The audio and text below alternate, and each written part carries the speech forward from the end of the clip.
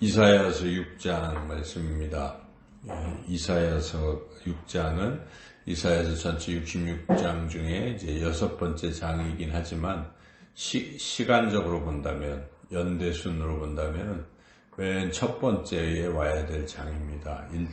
1장으로 와야 될 것이죠. 그 이유는 이 내용적으로 볼 때 이사야서 6장은 하나님께서 선지자 이사야를 부르시는 소명장이기 때문에 그렇습니다. 예레미야도 그렇고 에스겔도 그렇고 하나님께서 예레미야도 부르시고 에스겔도 부르실 때 그 부르심의 내용은 맨 첫 장에 다 나와 있는데 이사야서는 유독 6장의 위치가 되어 있기 때문에 이사야가 하나님으로부터 받아 말씀하신 것이 이사야서인데 그래서 1장에서 5장이 오히려 6장보다 좀 뒤에 와야 되죠. 그래서 지금 우리는 성경을 연대순으로 읽어 나가고 있습니다. 그래서 지금 이사야서를 대할 때 6장을 우리가 먼저 이렇게 읽고 은혜를 받고자 합니다. 이사야서 전체적인 구조를 본다면 크게 세 부분으로 나뉠 수가 있어요. 내용적으로 보면 이 1장에서 39장까지는 이사야가 살았던 당 시대죠. 그래서 남유다가 아시아 왕 때죠. 그때에 이제 활동했던 그런 예언. 그래서 주로 그 내용은 이스라엘 백성이 그 시절에 죄를 범하고 있었기 때문에 이스라엘 백성의 죄에 대한 회개를 촉구하는, 자꾸 그렇게 되면 심판을 받는다. 그래서 주로 그 죄의 심판에 대한 내용들이 주를 이루고 있습니다. 이스라엘의 죄악뿐만 아니라 주변의 여러 열방 나라들의 죄악도 같이 포함해서 그 죄악에 대한 부분을 지적하고 그 죄를 회개하고 하나님께로 돌아와라. 그렇지 아니하면 심판을 받을 것이다 하는 것이 1장에서 39장 내용입니다. 이제 40장에서 55장까지 내용을 보면은 이거는 이미 심판을 받은 이후의 그 비참한 상황, 즉 바벨론 포로로 끌려갔을 때의 상황, 그때에 주어지는 말씀들입니다. 그래서 그 말씀들의 주 내용은 위로입니다. 위로. 그래서 우리가 아는 유명한 말씀, 이사야 40장, 41장, 내가 너와 함께함이라 나의 의로운 오른손 너를 붙들어 주리라. 41장에 나오고, 주를 앙망하는 자는 독수리 날개치는 새 힘을 얻으리라. 40장에 나오고, 이제 이런 식으로 40장부터 55장까지는 바벨론 포로에 끌려가 있는 사람들에게 주는 위로, 희망의 그런 메시지들이 주를 이루고 있습니다. 그리고 이제 56장부터 66장까지는 또 다른 희망의 메시지인데 그것은 인류 전체를 향한 어떤 메시지입니다. 그래서 결국은 하나님께서 구원하실 것이다. 그래서 구원하시는 새하늘 새 땅, 마지막 66장은 새하늘 새 땅에 대한 이야기도 나오고, 그래서 그것은 시기적으로 본다면 이스라엘 백성이 바벨론 포로로 갔다가 다시 포로에서 돌아왔을 때, 그러니까 최종적인 미래에 대한 이야기들이죠. 그래서 내용적으로 보면 크게 세 부분으로 나뉘어 있어요. 그래서 그것을 그냥 인간적인 판단으로만 생각하는 사람들은 저자가 다르다 이렇게 주장을 합니다. 그래서 앞에 부분이 제1 이사야라는 사람이 썼다. 두 번째는 제2 이사야, 세 번째는 제3 이사야가 썼다. 이렇게 주장을 하죠. 그게 합리적인 것처럼 보이지만 그것은 잘못된 것입니다. 왜냐하면 성경은 다 미래에 대한 예언으로 기록되어 있고 그것을 이미 하나님께서 다 아시는 하나님께서 어떤 사람을 부르셔서 그걸 미리 알려주신 것이죠. 그걸 예언하는 것이 그 예언서라고 할 수 있는 거죠. 선지서죠. 그래서 이사야를 하나님께서 예수님께서 오시기 전 700여 년 전에 이미 부르셔서 예수님이 오실 것까지 다 예언하게 하신 것입니다. 그래서 이사야서 1장에서 66장 전체는 이사야가 쓴 것으로 우리는 볼 수가 있어요. 그래서 그런데 그 미래적인 것들을 그렇게 예언을 한 것이고, 문제는 근데 이사야가 그때 썼지만 그것을 이제 주로 읽었던 사람들은 그 당대 사람들이라고 볼 수가 있습니다. 그래서 바빌론 포로에 끌려갔을 때 그 이사야서들을 읽었겠지요. 그리고 포로에서 돌아왔을 때 읽었을 것입니다. 그러니까 수신자는 그 당대의 사람들로 볼 수 있고 이것을 기록한 사람은 이사야 한 사람, 이렇게 보는 게 이제 전통적인 견해라고 볼 수 있는데, 저도 그게 맞다고 생각합니다. 그래서 그런 차원에서 우리가 앞으로 이제 이사야서를 계속 읽어 나갈 텐데, 따라서 시간에 따라서 그때 이렇게 이사야서를 읽게 될 거예요. 그래서 지금 우리는 이제 첫 장, 6장을 대면하고 있는데, 이사야서의 그 총 주제를 본다면 결국은 하나님이 구원하신다, 이런 내용입니다. 죄를 졌을 때는 징계를 받는 것, 그래서 바벨론 포로로 끌려가기도 하고, 그렇지만은 우리 하나님께서는 결국은 구원하신다. 그래서 오늘 6장 소명장에도 하나님께서 이사야를 부르셔서 사명을 주실 때에도 네가 가서 이 백성에게 전하라 하는 내용도 그런 내용이에요. 여기 보면은 9절부터 보면은 이제 하나님께서 가서 백성에게 이렇게 말해라 하는 그 내용을 알려주시지 않습니까? 그 내용이 뭐냐면 지금 현재의 이 백성의 상황은 하나님 말씀을 안 듣고 있는 겁니다. 안 듣고 불순종하고 있기 때문에 귀가 닫혀 있다, 눈이 감겨 있다. 이제 이런 상황에서 이제 벗어나라는 뜻이지만은 반어적으로 너희들이 그냥 장님이 되고 말 것이다 하는 그런 어떤 반어적 표현들인데, 9절 10절을 읽어보겠습니다. 여호와께서 이르시되 가서 이 백성에게 이르기를 너희가 듣기는 들어도 깨닫지 못할 것이요 보기는 보아도 알지 못하리라 하여 이 백성의 마음을 둔하게 하며 그들의 귀가 막히고 그들의 눈이 감기게 하라 염려하건대 그들이 눈으로 보고 귀로 듣고 마음으로 깨닫고 다시 돌아와 고침을 받을까 하노라 하시기로.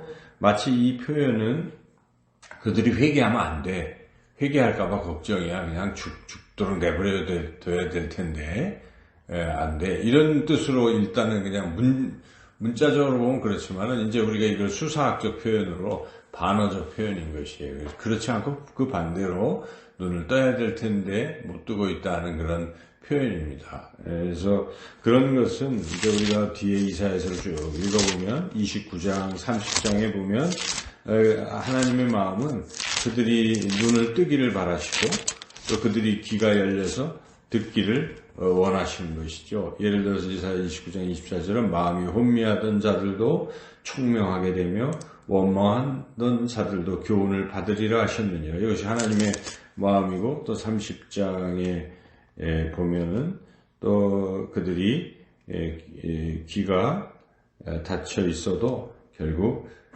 열리고 소경이 눈을 뜨게 될 것이다, 이제 이런 말씀들이 있어요. 그래서 하나님의 마음은 인류가 죄에서 돌이켜서 하나님 품으로 돌아와서 모두 다 구원받는 것을 하나님이 원하시는 것이죠. 근데 이 시기에는 워낙 말을 안 듣고 하기 때문에 이런 표현들이 있는 것이죠. 그렇지만 결국 하나님의 구원의 역사는 이런 인류를 구원하신다는 것인데, 이제 여기에 보면 우리가 아는 유명한 말, 그루터기라는 말이 있어요. 그래서 13절에 나오는데 한번 읽어보죠. 그 중에 10분의 1이 아직 남아있을지라도 이것도 황폐하게 될 것이나 밤나무와 상수리나무가 배임을 당하여도 그 그루터기는 남아있는 것 같이 거룩한 씨가 이 땅에 그루터기니라 하시더라. 남을 사람이 있다. 남은 자 사상이 여기서 나오는 것인데, 하나님께서는 구원할 사람들은 반드시 구원하신다는 것이고, 그러나 끝까지 죄를 지으면 결국은 멸망하고 마니까 다 남은 자처럼 다 구원받고 돌아오기를 원한다. 이게 하나님의 마음입니다. 그래서 그런 내용을 지금 선지자 이사야에게 하나님 이렇게 주시는 거예요. 그래서 이거를 전해라. 이제 그래서 이제 이사야서가 그런 내용을 지금 이제 선지자 이사야가 전하는 것이죠. 그래서 오늘 우리가 이제 이사야서 전체적인 주제를 이제 알게 되었는데, 그래서 하나님의 마음은 모든 사람이 구원받기를 원하신다 하는 것, 우리가 늘 마음에 품어야 되겠고, 중요한 것은 하나님께서는 이 하나님의 마음을 전하기를 원하신다. 지금 이사야를 부르신 거예요. 불러서 이 이야기를 해주시면서 이거를 그들에게 가서 전하라 이렇게 말씀하신 것이죠. 자, 그 과정에 하나님이 이사야를 부르실 때 어떻게 부르시는가 보면은 하나님이 나타나셨어요. 근데 그 모습을 이제 1절부터 쭉 묘사를 하고 있죠. 그래서 스랍 이 천사들이 이렇게 날면서 하나님 그 주변에서 하나님의 영광을 드러내고 있는 그런 모습이죠. 그런데 그것을 이사야가 본 것입니다. 눈으로 봤어요. 볼 때 이사야가 첫 번째 취한 행동은 나는 망하게 되었다. 왜냐하면 나는 죄인이기 때문에. 거룩하신 하나님 앞에 죄인이 서면 죽는 겁니다. 원래 거룩 앞에 죄는 있을 수가 없는 것이죠. 그래서 나는 이제 죽게 됐다 하는 이런 죄의 고백을 하고 있다는 점, 이거 굉장히 중요합니다. 우리가 신앙생활의 첫 시작은 자기가 죄인인 걸 아는 것입니다. 죄의 고백과 죄의 회개, 이게 선행이 돼야 죄사함이 있고 구원에 이르게 되는 것이죠. 자, 이사야가 지금 죄인인 것을 느꼈던 것이죠. 근데 또 한 가지 특이한 것은 이사야는 자기 죄만 느끼고 있는 게 아닙니다. 이스라엘 백성의 죄도 자기 죄처럼 느끼고 있다. 이 부분이 참 우리 보통 사람들이 하기 어려운 그런 부분인데, 그게 이제 5절에 나오는데요. 5절을 읽어보겠습니다. 그때 내가 말하되 화로다 나여 망하게 되었도다. 나는 입술이 부정한 사람이요 나는 입술이 부정한 백성 중에 거주하면서 만군의 여호와이신 왕을 배웠음이로다 하였더라. 자기의 입술이 부정하다, 자기 죄에 대한 고백이 부분이 있는데, 또한 입술이 부정한 백성, 이 백성의 죄, 그 중에 거했다는 것은 나도 그들과 함께 있었다. 나도 죄인이다. 그 함께 있었기 때문에. 그래서 이것은 느헤미야나 에스라나 위대한 지도자들의 특징이 그겁니다. 자기 죄만 생각하는 것이 아니라 이 백성이 죄를 졌을 때 다 이게 나의 죄 때문입니다 하고 그 죄를 끌어안고 하나님 앞에 철저히 회개하는 모습이 지도자 아니겠습니까? 백성과 유리되고 격리되어서 나는 잘했는데 저 사람들이 못했다고 백성 비난만 하는 그걸 우리가 지도자라고 볼 수가 없어요. 잘못했으면 그거 다 자기 잘못인 것이죠. 이제 이런 그런 마음으로 지금 이사야가 하나님 앞에 서서 죄임을 통회하고 사고할 때 하나님께서 천사를 보내셔서 부직 그 제단에 그걸로 입술에 수술을 가지고 입술에 이렇게 댐으로써 죄를 깨끗하게 해주신 것입니다. 그래서 죄를 자백하는 자에게 하나님은 용서와 죄 사함의 은혜를 내려주시는 거예요. 그래서 우리가 이게 그 회개가 그래서 중요한 것입니다. 내 입술로 하나님 제가 어제도 참 이래 했습니다라고 하는 순간 하나님이 제단 숯불로서 나의 죄를 깨끗하게 예수 그리스도의 십자가의 보혈로 다시 한번 정결케 하는, 그래서 우리가 다시 회복이 되는 것입니다. 이제 깨끗해지는 거 아니겠습니까? 그러나 자백하지 않으면 여전히 우리가 죄 가운데 있는 거예요. 그래서 또 죄를 좋아하고 더 죄를 짓게 되기 때문에 죄를 지을 수는 있어요. 그런데 그것을 머물게 해서는 안 되기 때문에 죄를 자백하고 회개해서 우리가 거룩하게 돼야 됩니다. 이렇게 됐을 때 드디어 하나님께서 거룩하게 하신 후에는 뭘 하시는가? 사명을 주신다는 것입니다. 그래서 천군 회의를 열고 있습니다. 성부, 성자, 성령 하나님께서 서로 이렇게 함께 말씀하시죠. 8절이 그 말씀인데 같이 읽어보겠습니다.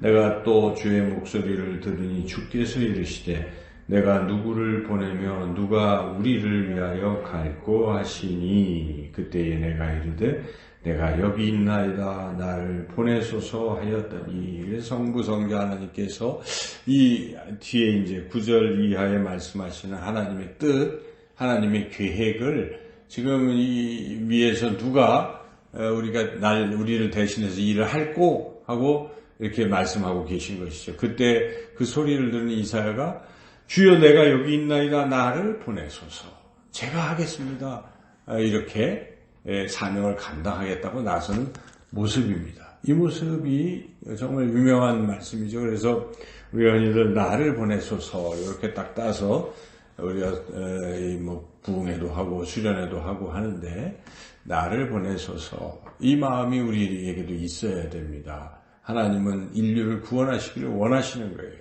그래서 어찌 보면 이사야 같은 사람들을 부르시는 겁니다. 우리를 부르신 것입니다. 하나님께서 이 많은 사람들 가운데 왜 하필 우리를 먼저 구원하셨을까? 우리가 그걸 잘 생각해 봐야 돼요. 왜 나에게 이런 은혜를 베풀어 주셨을까? 왜 하나님께서 그 많은 사람들 중에 선지자 이사야를 부르셨을까? 그 이유가 무엇입니까? 보내시기 위해서. 다른 사람들도 구원하시려고 하나님이 하시는데 그 일을 네가 좀 도와달라 이런 말씀입니다. 그래서 우리가 구원받은 사람들은 이런 말씀을 들을 때 가슴이 뛰어야 되는 것입니다. 하나님 누가 우리를 위하여 갈고 하시는 그 하나님 음성을 우리가 듣고 하나님 제가 여기 있습니다. 저를 보내주세요. 이렇게 말하는 게 이게 정상적인 사람인 것이고 정상적인 그리스도인이요 은혜 받은 사람의 마땅한 태도입니다. 우리가 이 땅에 이렇게 살아있는 이유가 무엇이겠습니까? 우리는 빨리 가면 하나님과 함께 천국에서 즐겁고 행복하게 살 텐데 구태여 이 죄 많은 이 세상, 고통 많은 이 세상, 힘들고 어려운 눈물과 고통 있는 이 세상에 여전히 우리가 이렇게 살아가는 이유는 다른 게 아닙니다. 계속 고통 속에 죽어갈 그 사람들을 안타까이 여기시는 하나님께서 네가 여기 좀 남아서 좀 전해라 이거죠. 전해서 그들을 구원해라 하는 것입니다. 사도 바울이 그 심정을 잘 드러냈어요. 사도 바울이 빌립보 감옥에도 갇히고 고통 속에서 나는 두 가지에 놓여 있다. 예수님과 함께 내가 하늘나라에서 영원토록 사는 것이 있고 또 이 땅에 계속 있는 것이 있는데 그래도 내가 이 땅에 있어야 될 이유가 있다. 그것은 바로 너희들 빌립보 교회 성도들을 돌보고 구원하기 위함이다. 둘 중에 끼어 있지만 내가 가고 싶지만 그래도 여기 할 일이 있다 하면서 남아서 계속 그 일을 하는 것처럼 결국 하나님 부르실 때 사도 바울이 순교했지만 우리도 그 순간 하나님 우리를 천국으로 부르시는 그 순간까지는 이 땅에 살아있는 동안 우리는 자나 깨나 우리가 기회를 얻거나 못 얻거나 항상 전도자의 사명을 다 하는 게 이게 마땅한 것입니다.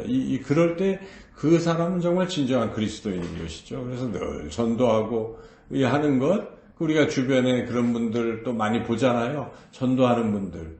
그것은 이 사명감이 있기 때문에, 은혜를 받았기 때문에 그렇습니다. 그래서 우리가 코로나 때문에 많이 위축되고 전도가 해도 지금은 오히려 상대방이 싫어하는 이제 상황이긴 해요. 이럴 때는 우리가 드러내서 하는 것보다는 기도하고 또 오히려 제가 그런 생각을 해봐요. 섬나센터 아이들을 우리가 구원을 해야 될 텐데 지금 만나지도 못하는데 오히려 참 좋은 기회였는데 너무 게을렀다는 생각을 제가 하고 있어요. 이럴 때 전화하고 한 사람 그래 잘 지내니 격려해주고 하는 것이 이게 전도의 찬스였는데 그들 부모들에게도 더 따뜻하게 하는 것이 옳았는데 그걸 참 게을리했구나 하는 안타까움을 갖게 됩니다. 그래서 하여튼 우리가 늘 기회가 있건 없건 최선을 다해서 이 복음을 전파하는 것 이것이 우리가 해야 할 일입니다. 우리 교회가 해야 할 일입니다. 우리 자신이 해야 할 일입니다. 하나님께 주신 귀한 사명, 복음 전파의 사명을 하나님 앞에 가는 그날까지 감당할 수 있는 저와 여러분이 되시기를 주님의 이름으로 축원합니다.